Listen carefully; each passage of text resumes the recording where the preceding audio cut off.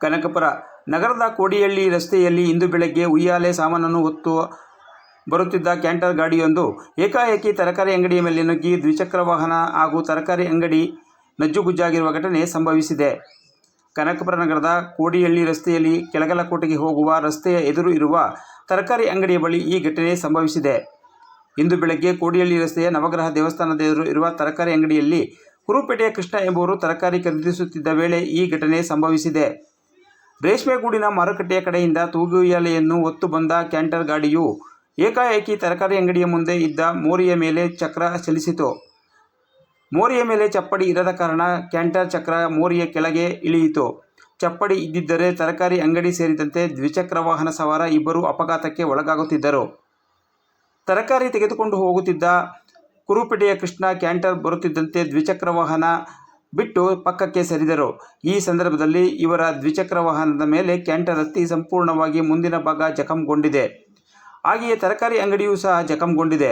ಈ ಅಪಘಾತದ ಸಂಭವಿಸಿದ ಸಮಯದಲ್ಲಿ ಅಕ್ಕಪಕ್ಕದಲ್ಲಿದ್ದ ಸಾರ್ವಜನಿಕರು ಕ್ಯಾಂಟರ್ ಚಾಲಕನಿಗೆ ಧರ್ಮದೇಟು ಹಾಕಿದ್ದಾರೆ. ಕನಕಪುರ ಸಂಚಾರಿ ಪೊಲೀಸರು ಸ್ಥಳಕ್ಕೆ ಆಗಮಿಸಿ ರಸ್ತೆ ತೆರವುಗೊಳಿಸಿದ್ದಾರೆ. ದ್ವಿಚಕ್ರ ವಾಹನ ಸವಾರನಿಂದ ದೂರು ದಾಖಲು ಮಾಡಿಕೊಂಡಿದ್ದಾರೆ. ದ್ವಿಚಕ್ರ ವಾಹನ ಸವಾರನಿಗೆ ಸಣ್ಣ ಪುಟ್ಟ ಗಾಯಗಳಾಗಿವೆ.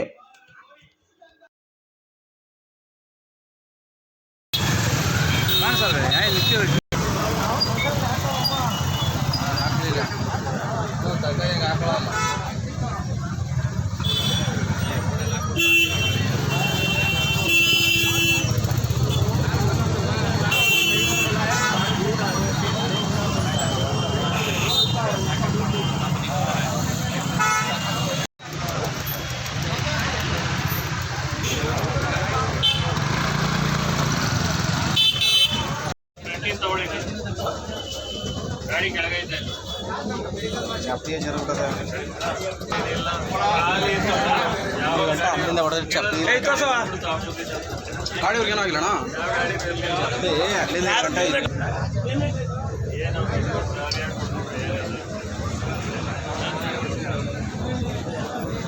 ಕನ್ನಡ ಮಾತಾಡ್ತಾರೆ.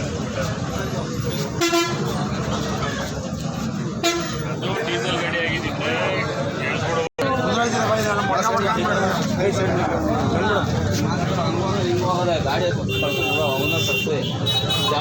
ಕೃಷ್ಣ ಅಂದ್ಬಿಟ್ಟು ಕುರುಪೇಟೆ ನಮ್ಮೂರು. ಇಲ್ಲಿ ತರಕಾರಿ ತಗೊಳಕ್ಕೆ ಗಾಡಿ ಸೈಡಲ್ಲಿ ನಿಲ್ಲಿಸಿದಾಗ ಕ್ಯಾಂಟ್ರ್ ಏಕೆ ಬಂದಿರೋದ ಮೇಲೆ ಅವಾಗ ನಿಮಗೆ ಏನು ಏಟಾಯ್ತಾ? ನಮಗೆ ಕಾಲು ಏಟಾಗಿದೆ. ಗಾಡಿ ಫುಲ್ಲು ಇದಾಗಿದೆ. ಅವರು ಡ್ರಿಂಕ್ಸ್ ಡ್ರೈವ್ ಮಾಡಿದ್ದಾರೆ ಡ್ರೈವರು. ಸಾಕ್ಷಿಯಾಗಿಲ್ಲ ಇದ್ದಾರೆ.